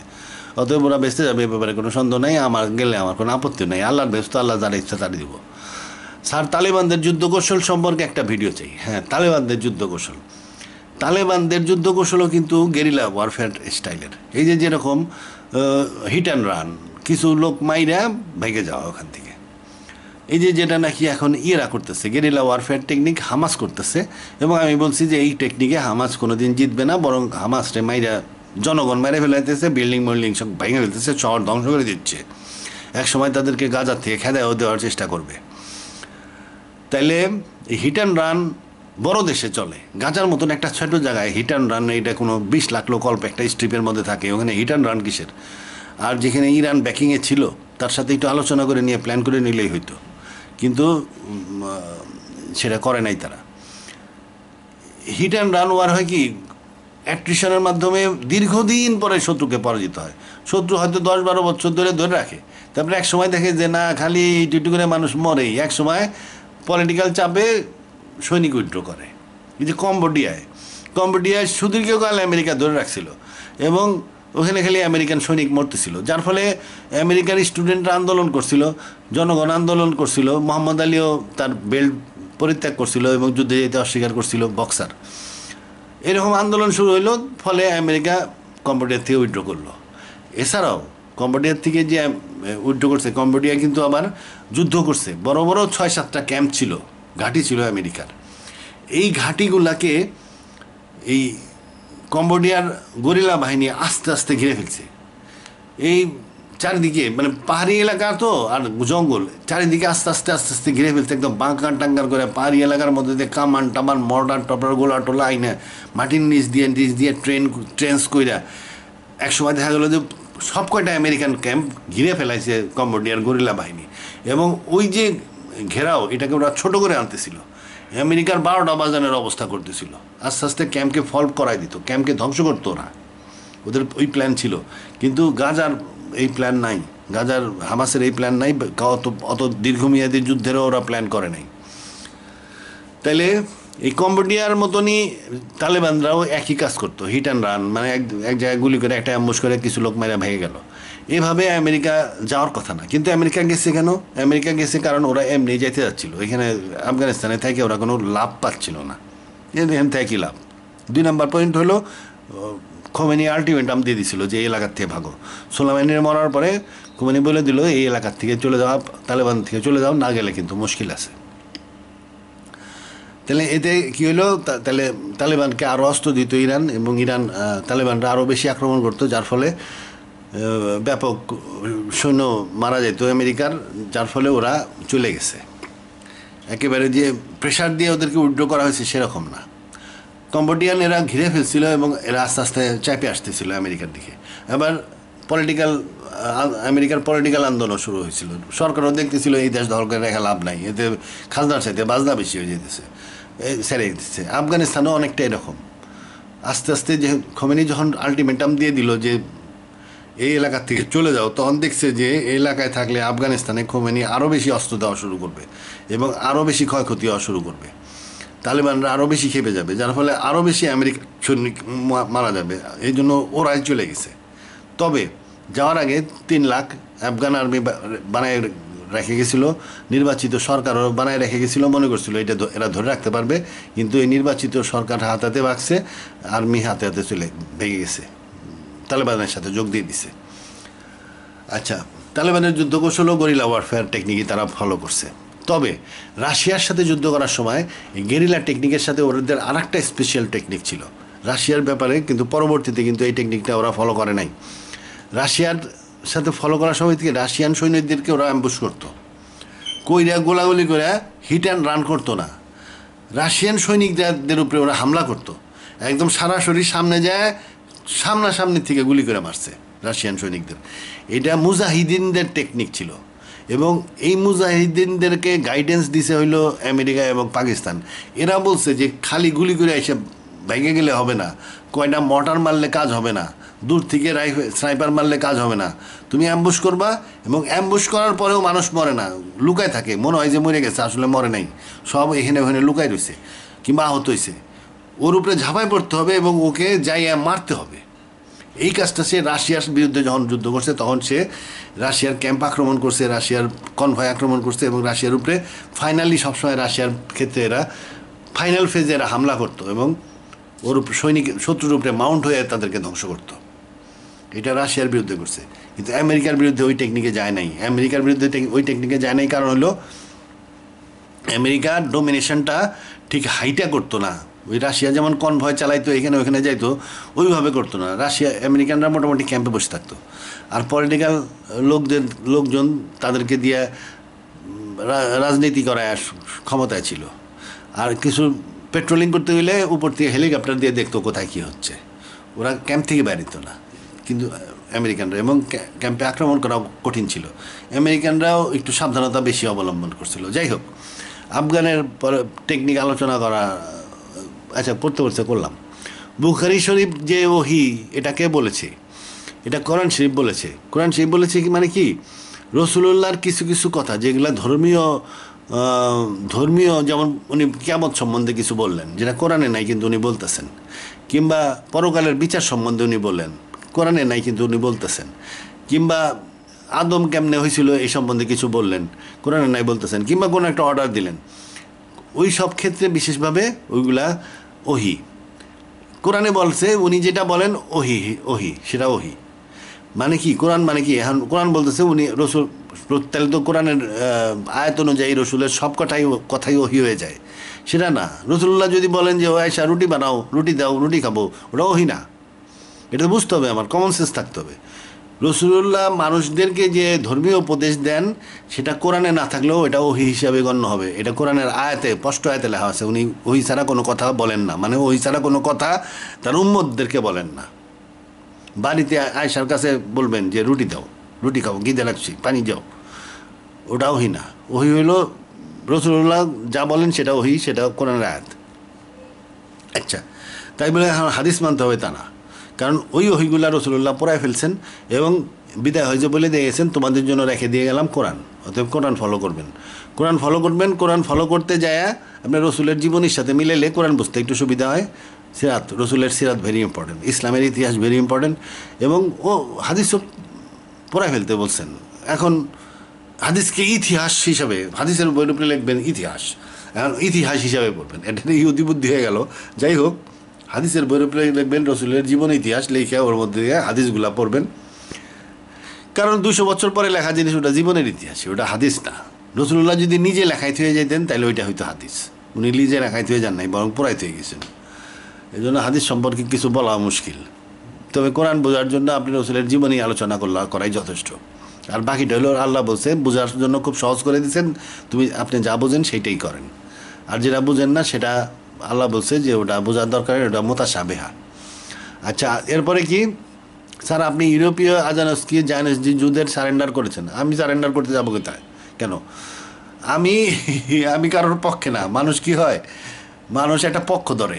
বাংলাদেশে দেখবেন বিরাট অংশের লোক সে কি করে, ওই যে ফুটবল খেলে নিউজিল্যান্ড না কোন দেশের সাপোর্টার, সে বিশাল সাপোর্টার, কোন দেশে যিনি সাপোর্টার, আচ্ছা নিউজিল্যান্ড না কোন দেশ, ফুটবল খেলে, আচ্ছা, আর আবার আর এক পার্টি আছে, সে আর এক দেশের সাপোর্টার ফুটবলের, পতাকা উড়ায় এবং এইটা নিয়ে গোলমালও হয়, মারামারিও হয়ে যায়। সে এক দেশের সাপোর্টার হয়ে গেছে। আচ্ছা, সাপোর্টার হইলি কা? তুই সেই আমেরিকা, দক্ষিণ আমেরিকার একটা দেশ, তার সাপোর্টার হওয়ার কারণ কি? হুদা সাপোর্টার হয়েছে আর কি। আমি ভাই ওইরকম কোনো সাপোর্টার না, আমি কারোর সাপোর্টার না, আমি নিজেই নিজের সাপোর্টার, আমি কারোর সাপোর্ট করি না। অনেক লোক আছে, সে হয় মানুষ কি হয় বিএনপি করে নাহলে আওয়ামী লীগ করে। আমি বিএনপিও করি না, আওয়ামী লীগও করি না। আমি ওরা সাপোর্ট দিতে যাবো কিসের জন্য? ও আমার কি হয়? ও দেশ চালাইতেছে, চালাক গা, ওর কাম দেশ চালানো, দেশ চালাইতেছে। খালেদা জি আসলে উনি দেশ চালাবে, চালাক, আমার কি যায় আসে? আমার কোনো ফারাক হবে না, আমার কোনো ফারাক হবে না, এবং আমি সাপোর্টার হইতে যাবো কেন? তবে হ্যাঁ, আমি বদনাম করি না, সাধারণত প্রত্যেক লোকের ভালোটা বলি। যেমন আমি আওয়ামী লীগের সাপোর্টার না, কিন্তু আওয়ামী লীগ যদি কোনো ভালো কাজ করে আমি এটা বলবো যে এটা এই করছে। বিএনপি, আমি বিএনপির সাপোর্টার না, কিন্তু বিএনপি যদি ভালো কাজ করে আমি সেটা বলবো যে এই কাজ করছে। আমি এরশাদেরও, ওই যে জাতীয় পার্টি এরশাদ, তারও সাপোর্টার না আমি, কিন্তু এরশাদের ভালো কাজ যেটা আমি বলি সবসময়, যে এরশাদ কি উপজেলা সিস্টেম করছে, এটা একটা বিরাট কাজ করে হয়ে গেছে, তার চিরদিন মানুষ মনে থাকবে উপজেলা সিস্টেম করার কারণে। বাংলাদেশে উন্নতির ইনফ্রাস্ট্রাকচারটা উপজেলার মাধ্যমে তৈরি হয়েছে। জিয়াউর রহমান, সে বহুদলীয় গণতন্ত্র চালু করছে, বেসরকারি খাতে ব্যবসা দিছে, সবচেয়ে বড় কাজ করছে, আর্মিকে সে ডিসিপ্লিন আর্মি তৈরি করে দিয়ে গেছে উইথ আয়রন হ্যান্ড। খুব শক্তভাবে এই আর্মিকে, সংগ্রামী আর্মি, এই যে 9 মাস যুদ্ধ করে সংগ্রামী হয়ে গেছিলো, খালি কুর পরে কু করে, সব কনসেপ্ট হয়ে গেছে আর কি। বিভিন্ন পার্টি, জাতীয় party type army officer, Awami League type army officer, নানান রকমের টাইপ হয়ে গেছিলো এই 9 মাস যুদ্ধ করে। এই 9 মাসের যোদ্ধাদেরকে আবার পাকিস্তান থেকে ফেরত আসছে রিপ্যাট্রিয়েটেড, ওকে 2 বছরের জুনিয়র করে দিয়েছে, সিনিয়র হয়ে গেছে জুনিয়র। গোলমাল হয়ে গেল, পুরো আর্মি একটা ইনডিসিপ্লিন ফোর্স হয়ে গেছিলো। এই ইনডিসিপ্লিন ফোর্স, আর্মি না থাকলে দেশ থাকে না। এই আর্মিকে শক্তভাবে লৌহ হস্তে উনি সিধা করে রেখে গেছেন। এই সিধা করে রাখার এক পর্যায়ে চিটাঙে যায় উনি মারা গেছেন শেষ যুদ্ধে। উনি সমস্ত আর্মিকে সিধা কইরা শেষ ফাইটটা দিয়েছেন চিটাঙে, এবং ওখানে চিটাঙে মারা গেছেন। আর্মি তার প্রতি চিরকৃতজ্ঞ থাকা উচিত যে উনি সেনাবাহিনীকে, এই আজকে যে শৃঙ্খলা ডিসিপ্লিন আর্মি, এরশাদের সময় থেকে আমরা দেখতেছি কি আর্মি জাদুমন্ত্রর মতন ঠিক হয়ে গেছে। কারণ কি, last man last bullet fire হয়ে গেছে। এটা একটা বাহিনীর প্রতি একটা বিরাট কাজ করে, এটা আমি তাকে সবসময় বলি। এখন বিএনপি আলারা সবসময় বলে উনি স্বাধীনতার ঘোষক, স্বাধীনতার ঘোষক আমার ঘোড়ান্ডা। ওই স্বাধীনতার ঘোষক, ও ঘোষণা না করলে যুদ্ধ শুরু হয়ে গেছিল। এই মার্চ মাসের শুরুর থেকেই পাকিস্তানিরা চেষ্টা করতেছিল পুলিশ, বিডিআর, আর্মির কাছ থেকে নিরস্ত করার জন্য। ওই নিরস্ত করার পরিবেশে অনেক আর্মি ব্যাটালিয়ান বাইরে চলে আসছে, অনেক আর্মি ব্যাটালিয়ানের মধ্যে অসন্তোষ এবং বিদ্রোহ ভাব শুরু হয়ে গেছিল। তার জিয়াউর রহমানের নিজের ব্যাটালিয়ানও পোর্টে ছিল, ওখান থেকে উনি ক্যান্টনমেন্টে আসে নাই, উনি কালুরঘাটের ওই দিক দিয়ে পাহাড়ের দিকে যাইতেছেন। কেন? উনি কোন ঘোষণা শুনে কালুরঘাটের পাহাড়ের দিকে রওনা দিলেন? কোন ঘোষণা শুই না? হঠাৎ করে কালুরঘাট বেতার কেন্দ্রে উনি একটু রেস্ট নিতেছিলেন, ওই সময় একজন এসে কইছে বা নিজের থেকে বুদ্ধি পাইছে, ঘোষণা করে দিছে 25শে মার্চের স্বাধীনতা ঘোষণা করছে ইয়াহিয়া খান। উনি হলো প্রকৃত স্বাধীনতার ঘোষক। কিভাবে? উনি 25শে মার্চ রাত্রে অপারেশন সার্চলাইট চালু করে দিল, ঢাকার মধ্যে গড় গড় করে ট্যাঙ্ক চলতেছে, আকাশ লালে লাল হয়ে গেল, চারিদিকে গুলি, এদিক ওদিক মানুষ, রাস্তার মধ্যে মানুষ পড়ে রয়েছে। 9 মাস ধরে খুলনায় আমি রূপসা নদীর পাশে দেখতাম, লাশের পর লাশ ভেসে ভেসে যেতে গেছে। আমার বাড়ির সামনে চর ছিল, সেই চরের মধ্যে সবসময় 50-60টা ডেড বডি এসে আটকায় থাকতো, এবং 200-250 শগুন আমার বাড়ির ছাদে এবং বাড়ির সামনে দিয়ে থাকতো 9 মাস। যুদ্ধ ঘোষণার কোনোই পড়ে, বরং এরা যখন বলে যে জিয়া রহমান যুদ্ধের ঘোষক, এই ক্রেডিটটা যায় আওয়ামী লীগের হাতে। মানে ওনাকে মুক্তিযোদ্ধা এবং স্বাধীনতার ঘোষক বললে ক্রেডিটটা কার হাতে যায়? স্বাধীনতা আসলে কে আছে? বঙ্গবন্ধু আছে, শেখ মুজিবুর রহমান এক হস্তে আছে। বাঙালির কোনো বুদ্ধি ছিল না, স্বাধীনতার চিন্তাই করে নেই। পুরা স্বাধীনতার রূপায়ক, পরিচালক, প্রযোজক, পরিচালক সব বঙ্গবন্ধু। 7ই মার্চের ভাষণের পরে দেশ অটোমেটিক্যালি আগায় যেতেছিল, 25শে মার্চে ইয়াহিয়া খান শেষ কামটা করে দিছে। অপারেশন সার্চলাইট দিয়া। ওর পরে আর ঘোষণার প্রয়োজন হয় না, মারামারি শুরু হয়ে গেছে। মারামারি শুরু হওয়ার পরে আবার ঘোষণা কিসের?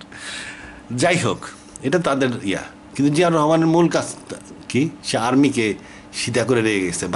দেশের মেরুদণ্ড হলো আর্মি, আর্মিকে সীতা করে রেখে গেছে। সে বহুদলীয় গণতন্ত্র চালু করছে। সে বঙ্গবন্ধুর আমলে অনেক কলকারখানা সরকারি করছিল, ওগুলার অনেক কিছু উনি বেসরকারি করছে। এবং গণতান্ত্রিক পদ্ধতি, মানে অর্থনীতির মধ্যে গণতান্ত্রিক চলে করছে। এই ধরনের কাজ আমার কাছে, আমি সবসময় বলি, বিশেষ করে আর্মিকে ঠিক করছেন উনি, জিয়াউর রহমান। বহুদলীয় গণতন্ত্র চালু করছেন। উনি ইচ্ছা করলেই এই যে ইয়ে হইল, কি করার নাম, ওই যে জাসদের সাথে যে ওই যে আর্মির একজন অফিসার আছে কর্নেল তাহের তারে ছাড়াইছে, বন্দী হয়েছিল, ছাড়াইছে। তাহেরের উদ্দেশ্য আছিল কি? তাহেরের উদ্দেশ্য আছিল যে তারে ক্ষমতায় বসাইব এবং ক্ষমতায় এবং সরকার গঠন করবে। ওই ইনু জাসদ এরা ওই বামপন্থী সরকার গঠন হবে। তারপরে জিয়াউর রহমান মরে গেলে ক্ষমতায় বামপন্থী এই আসম রব ইনু এরা ক্ষমতায় যাবে, বা কর্নেল তাহের ক্ষমতায় যাবে। এই প্ল্যান নিয়ে জিয়াউর রহমানরে নিয়ে আসছে। জিয়াউর রহমান ইচ্ছা করলে ওই বামপন্থার দিকে যাইতে পারতেন, রাশিয়াও তাকে সাপোর্ট দিত। এই একই ডিজাইন। এই ডিজাইনটা কোন দেশের ডিজাইন? এটা হলো ইরাকের ডিজাইন। ইরাকে এই কাজটা করছে। ইরাকের সেনাবাহিনী প্রধান কু করে বাচ্চারে সরাইছে, এবং তখন সেনাবাহিনীর সাপোর্ট দিছে কে? সাদ্দাম হোসেন। সে ছিল বামপন্থী বাথ পার্টির লিডার, মানে ইরাকের হাসানুল হক ইনু মনে করেন।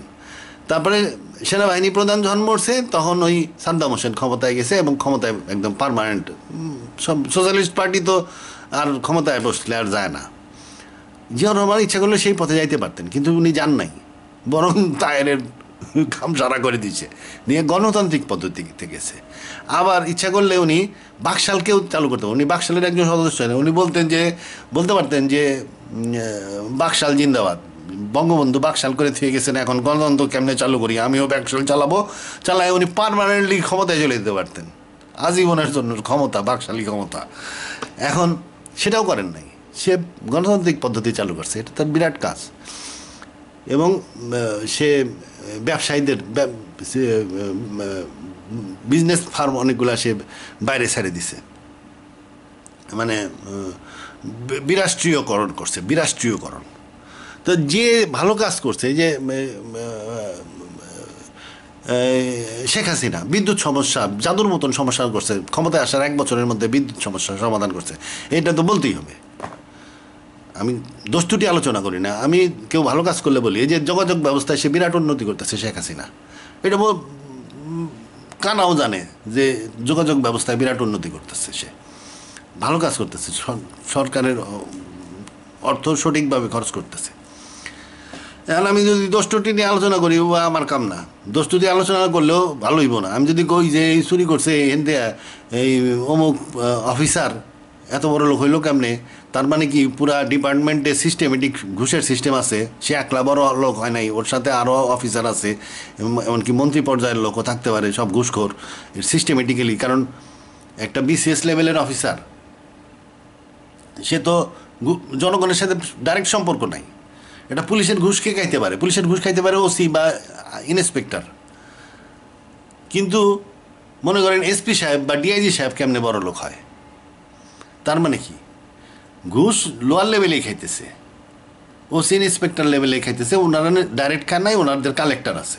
কালেক্টররা এসে মনে করেন ঢাকা শহরে 10,000 ট্রাক চলে, 10,000 ট্রাক, প্রত্যেক ট্রাক মাসে 100 টাকা করে দেয়। তাহলে 10,000 × 100 কত হইলো? ওই টাকাটা জমা হচ্ছে, এই টাকার ভাগ উপর দিকে যাচ্ছে। এবং ওইটাই দেখা গেল এক সময় বেনজিরের মতন টাকা হয়ে গেল। তাহলে এইটা কি সিস্টেমেটিক ঘুষ? এই সিস্টেমেটিক, এটা সিস্টেমে খাচ্ছে, কোনো ইন্ডিভিজুয়াল খায় না। ওর সিস্টেম চালু হয়ে রয়েছে এর মধ্যে। ওই সিস্টেমকে বিশুদ্ধ করতে যায়, আমার কথা কেউ শুনবে? এটা সম্ভব না। এটার জন্য বিপ্লবী নেতা লাগবে। সিস্টেমেটিক ঘুষ দূর করার জন্য বিপ্লবী নেতা লাগবে। মানে লোম বাঁচতে যায়, কম্বল উজাড় হয়ে যাবে। ধূমপান স্বাস্থ্যের জন্য ক্ষতিকর। আচ্ছা, কিসের মধ্যে কি কই? আচ্ছা, সার আপনি ইউরোপীয় তা আমি কোনো ওই ইউরোপীয় জিওনিস্ট আমেরিকা কারোর কোনো সমর্থন টমর্থন আমার মধ্যে নাই। কেউ ভালো কাজ করলে আমি তার প্রশংসা করি, খারাপ কাজ করলে সাধারণত বলি না। নবী জাকারিয়া মারিয়ামের খালু, ঠিক কথা, নবী জাকারিয়া মারিয়ামের খালু, আমিও এক জাকারিয়া, আমিও মারিয়ামের খালু। এই কথাটা অনেকেই লিখছে, নবী জাকারিয়া মারিয়ামের খালু, এটা তো সবাই জানে, এটা তো আমিও কইছি। নবী জাকারিয়া নামে একজন লোক ছিল, উনি মরিয়ামের খালু ছিল। তবে আমি যে ভবিষ্যৎবাণী আলোচনা করছি সেই জাকারিয়া মারিয়ামের খালু জাকারিয়া না, এটা তো আমি বলছি। জাকারিয়া নামের লোক কি একটা? আমিও এক জাকারিয়া, মরিয়ামের খালুও আর এক জাকারিয়া। এইরকম ঈসা নবীর 500 বছর আগেও এক জাকারিয়া ছিল, সেও এক নবী ছিল, তার কথা আমি বলছি। এই যে ঈসা নবীর 500, এই যে ওই জাকারিয়া বই থেকে আমি একটু পড়ে শোনাই। এই যে মনে করেন, এই যে এইটুক,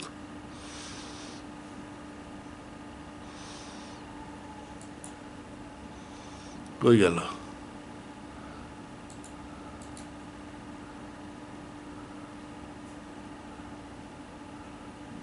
এই যে না, ওই জাকারিয়া বইতে স্পষ্ট লেখা আছে যে সেকেন্ড ইয়ার অফ দারিয়াসের দ্বিতীয় বছরে জাকারিয়ার কাছে এই ভবিষ্যৎবাণী আসছে। এটা আমি রেফারেন্সটা রাখি নাই, রেফারেন্সটা কোথায় গেল? আচ্ছা, রেফারেন্সটা নাই।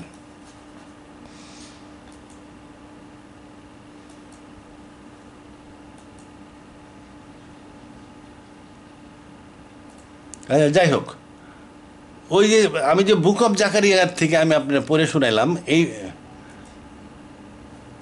এই যে দারিউসের ছবিটা আছে, এই যে দেখেন, এই যে দারিউস, পারস্যের রাজা দারিউস, উনি যীশু খ্রিস্টের 500 বছর আগে ছিলেন। তার দ্বিতীয় বছর ক্ষমতায় গেছে 522 বিসিতে।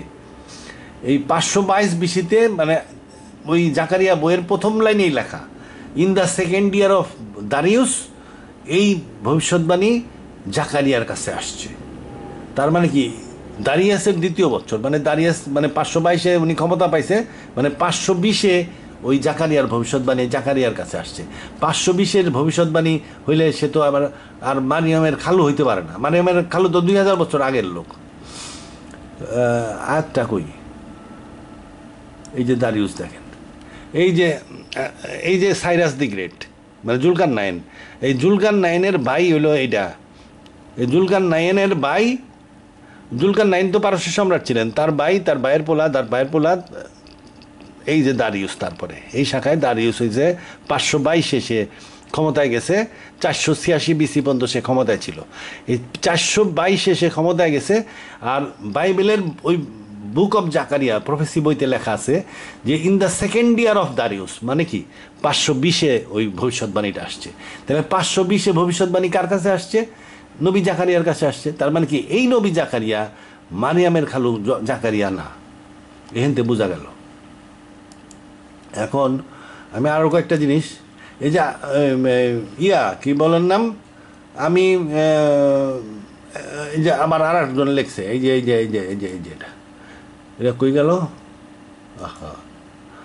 একজন লেখছে যে খলিফা কে হবে, এটা আল্লাহ আয়াতুল কুরসির মধ্যে বলছে যে তিনি খলিফা নির্বাচন করবেন। আমার কাছে এখন মনে হয় ইমাম খামেনি মনে হয়, এবং আমি ইমাম খামেনিকে খলিফা হিসাবে মনে মনে মাইনে নিছি, কারণ মনে মনে মাইনে নিলে অন্তত লাইনে থাকা হইল। আচ্ছা, খবরে দেখতে পাই সারি সারি সামরিক বাহিনী, সেনা গাড়ি ইত্যাদি দাঁড়িয়ে আছে, ঘিরে হামলা, এর চারপাশে ঘিরে হামলা চালালে পারে, কিন্তু করে না। এটা একটা মন্তব্য। সে বলতেছে যে নিউজে দেখা যায় যে ইসরায়েলি সৈন্যরা এক জায়গায় জড়ো হয়ে রয়েছে। আসলে এটা যেখানে জড়ো হয়, যেখানে সাংবাদিক যায়, এই জায়গা কিন্তু যুদ্ধক্ষেত্রের চাইতে অনেক পিছনে থাকে। যুদ্ধক্ষেত্রে কিন্তু ইচ্ছা করলেই ঢোকা যায় না, এমপি থাকে, ওরা রাস্তায় আটকায় দিবে। আর্মির বড় অফিসারের পারমিশন নিয়ে যুদ্ধক্ষেত্রে যাওয়া যায়, এবং যুদ্ধক্ষেত্রে যাওয়ারও একটা লিমিট আছে। যে লিমিট পর্যন্ত যাওয়া যায় সেটা হলো খুব বেশি হলে আর্টিলারি কামান যেখানে আছে, মিসাইল যেখানে আছে সেখানে যাওয়া যায়, পিছনে সাপ্লাই বাহিনীর যেসব আছে ওইখানে যাওয়া যায়, ফ্রন্ট লাইনে যাওয়া যায় না। ফ্রন্ট লাইনে কিন্তু কোনো সৈনিক ওইভাবে জটলা বাহিনীতে দাঁড়াবে না। এটা ট্রেনিং প্রাপ্ত সৈনিক সবসময় দূরে দূরে থাকবে এবং সাবধানে থাকে, ডিসপারশন বজায় রাখে আর কি। এই বুড়া উল্টাপাল্টা কথা কয়। আচ্ছা, আমি কোথায় উল্টাপাল্টা কথা কইলাম? এই যে হামাসের সম্ভাবনা, আমি তো এই যে 6 মাস আগে এই ভিডিওটা করছি, এই যে 6 মাস আগে আমি এই ভিডিও করছি যে হামাসের কী সম্ভাবনা। তখন যে আমি সম্ভাবনার কথা বলছি, এই হামাসের পরাজয়তেও একই সম্ভাবনার একই লাইনের ভিডিও করছি। ভিডিওর আমি তো লাইন পাঠাই না, এটা শুনে দেন। আমি এক সময় এক কথা বলি না, আমি আগের থেকে 6 মাস আগেও আমি হামাস সম্বন্ধে এই কথাগুলোই বলছি যে এই যুদ্ধটা কেমন যেন লাগতেছে। মাস্টার প্ল্যান কি এখানে? এটা 6 মাস আগে কি করতে যাচ্ছে? কোন কাজ করলে একটা পয়েন্টে আসা যাবে? এই যে হামাস মাত্র 30-40 হাজার, যত প্রশিক্ষণ প্রাপ্তই হোক না কেন, যত ভালো সৈনিকই হোক না কেন, এই 30,000 দিয়ে তো আর 4 লক্ষ সৈনিকের ইসরায়েল আর্মিরে ধ্বংস করতে পারবে না। এবং তাদের মধ্যে 400-500 ফাইটার প্লেন আছে, নেভাল জাহাজ আছে, ট্যাঙ্ক আছে। আর ইহুদিরা এখন যুদ্ধ করতে চাচ্ছে না, কিন্তু যখন অস্তিত্ব বিপন্ন হয়ে যাবে, ওদের শহরও যখন এরকম গুঁড়া অবস্থা হয়ে যাবে, তখন ফুল পাওয়ারে যুদ্ধ করবে, মানে ওয়ার ফুটিংয়ে যখন চলে যাবে। ও তো হামাসের লোক তো এমনি ছিল। আর এই যে ইহুদি সোলজার যেগুলো আছে সব এসিতে থাকতো, গাড়িটাও ছিল এসি, একটা আরামের লাইফে ছিল। ওখান থেকে ওয়ার ফুটিংয়ে আসছে। এখনও দেখা যাচ্ছে যে ওরা যুদ্ধ করতে চায় না, মন ভালো না, বাড়ি যেতে চায়, এই ধরনের অ্যাটিটিউড ওর মধ্যে থাকবে, কারণ সে ওয়ার ফুটিংয়ে আসতে সময় লাগবে। যখন আস্তে আস্তে ব্লিডিং হবে, কিছু কিছু লোক মারা যাবে, কিছু কিছু স্প্লিন্টার লাগবে, কিছু কিছু শহর দেখবে যে গুঁড়া হয়ে গেছে, আস্তে আস্তে একটা সময় সে পুরোপুরি ওয়ার ফুটিংয়ে চলে আসবে, তখন সে যুদ্ধের একটা মেশিন হয়ে যাবে। তো এখন ওই অবস্থায় এরকম একটা বাহিনীকে, শুধু 4 লাখ আর্মি যে আছে তাই না, সমস্ত ইসরায়েলের প্রত্যেকটা বাড়িতে অস্ত্র আছে। ওরা বাড়িতে অস্ত্র রাখার অনুমতি আছে, SMG LMG প্রত্যেক বাড়িতেই রাখে। ওরা প্রত্যেক মেয়ে ওই অস্ত্রগুলো ফায়ার করতে পারে, বাড়ির প্রত্যেকটা মানুষও ওই অস্ত্র ফায়ার করতে পারে। পুরো কান্ট্রিটাই, পুরো দেশটাই হইতেছে মিলিটারি একটা নেশন। তাহলে এদের তো এই 40,000 সৈনিক দিয়ে কিছু করা সম্ভব না। তাহলে মাস্টার প্ল্যান কি? পিছনের মাস্টার প্ল্যান কি? আর যেখানে ইরান কাজ করতেছে সেখানে মাস্টার প্ল্যান অবশ্যই আছে। আমার মনে হচ্ছে এখন এইখানে হামাস রেদিয়া অ্যাটেনশন ড্র করাইছে, হামাস রেদিয়া অ্যাটেনশন ড্র করাইছে, লাখখানিক সোলজারও এই এলাকায় আসছে। মূল আক্রমণটা হামাস হিজবুল্লাহর মাধ্যমে করবে। হিজবুল্লাহর মাধ্যমে আক্রমণ করে কি করতে পারে? হিজবুল্লাহর মাধ্যমে আক্রমণ করে প্রধান হইল দখল করা, গোলান হাইট এবং একটা ইসরায়েলের একটা মোটামুটি বড় একটা অংশ দখল করা। যদি ইসরায়েলের বড় একটা অংশ দখল করতে পারে, তাইলে প্যালেস্টাইনিদের অধিকার আদায়ের কথাবার্তা শুরু হইতে পারে, যে ঠিক আছে আমি তো তোমার বিরাট এলাকা দখল করে দিছি, ছেড়ে দেব, তুমি এই যে 50 লাখ রিফিউজি দেশ থেকে হেরে দিচ্ছ, এদেরকে ফেরত নাও। প্যালেস্তিনের 70 লাখ মানুষের মধ্যে 50 লাখ রিফিউজি অন্য দেশে যায় থাকে, 20 লাখ এখন খালি ইয়েতে আছে, ওই রামাল্লা যেখানে মুসলমানরা শক্তিশালী ওই এলাকায় থাকে। বাকি 70 লাখের মধ্যে 50 লাখই ওরা দেশ থেকে বাইট করে দিছে এবং বিভিন্ন রিফিউজি ক্যাম্পে থাকে। এই রিফিউজিদেরকে ফেরত নেওয়া না হলো মেইন কাজ। এই রিফিউজিদেরকে ফেরত নেওয়া হইতে গেলে হিজবুল্লাহদের অন্তত পক্ষে হাইফা পর্যন্ত দখল করে নিতে হবে।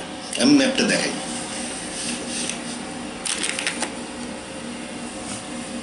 এই যে ইসরায়েলের ম্যাপ। যাই হোক, এটা আমার 6 মাস আগের কথা। আমি ধারণা ছিল যে পরিকল্পিত যুদ্ধ শুরু হয়েছে, হিজবুল্লাহ, সিরিয়া এরা সবাই মিলা গোলান হাইট এবং হাইফা পর্যন্ত দখল করে নিলে ইসরায়েলিদেরকে দমন করা সম্ভব।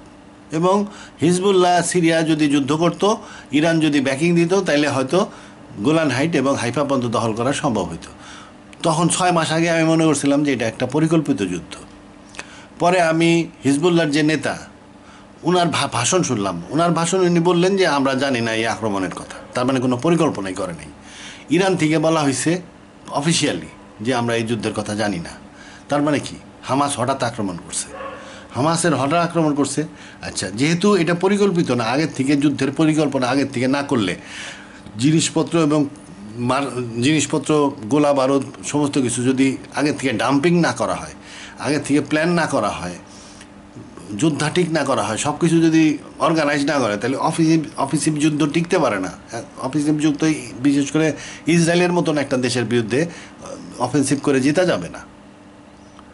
এটা পরিকল্পনাই হয় নাই, অপরিকল্পিতভাবে হামাস আক্রমণ করছে। এবং এরপরেও যদি হামাস নিজেরা ব্যাপক ফাইট করতো তাহলেও কথা ছিল। সে খালি মিসাইল মারা যুদ্ধ করে, হিট অ্যান্ড রান করে আর কি, গলিরা টেকনিকেই আছে। এই টেকনিক দিয়ে কাজ হবে না, রাফা দখল হয়ে যাবে। এটা হামাসের পরাজয়। এটা এই জন্য এই ভিডিওটা করছি। তবে তার মানে এই না যে আমি হামাস পছন্দ করি না, আমি হামাসের জন্য খুব দুঃখিত, মন খারাপ, এই জন্য এই ভিডিও করছি। এবং এটা শিক্ষামূলক যে এই ধরনের কাজ যেন না করা হয়। যে কিছু করতে হলে যে লেভেলে প্ল্যান করার দরকার সেই লেভেলে প্ল্যান করে সেই কাজটা করতে হয়। এই পর্যন্তই। আল্লাহ হাফেজ।